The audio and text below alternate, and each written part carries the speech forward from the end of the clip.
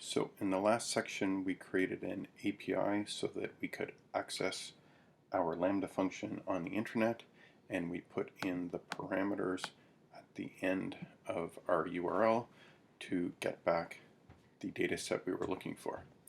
Problem is, if you don't pass in anything, we get this horrible error, and it's actually an error on line 38 of our program, our Lambda function.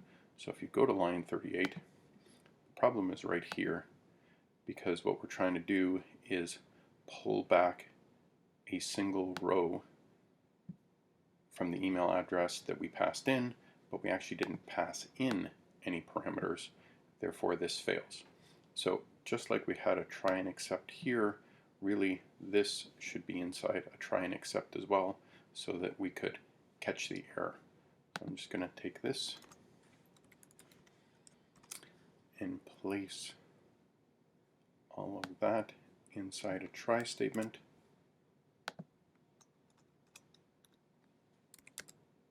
And then have an exception.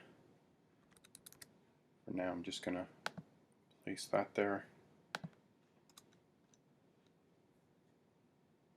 So I'm going to save that. And if we test it again, hopefully nothing, at this point nothing should have changed.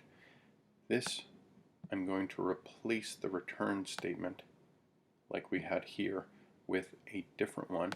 Just going to grab it from here.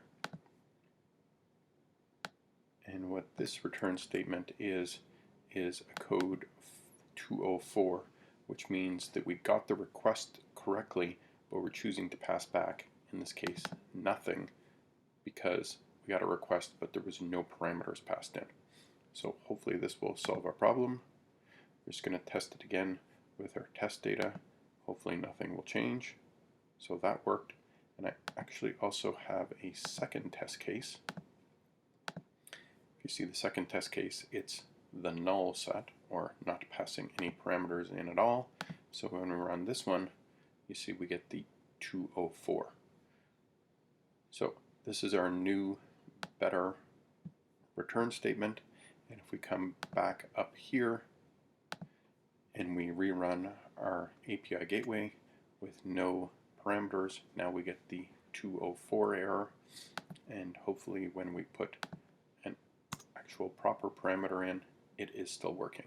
So that's a much better way of handling the error statements than just having that nasty error.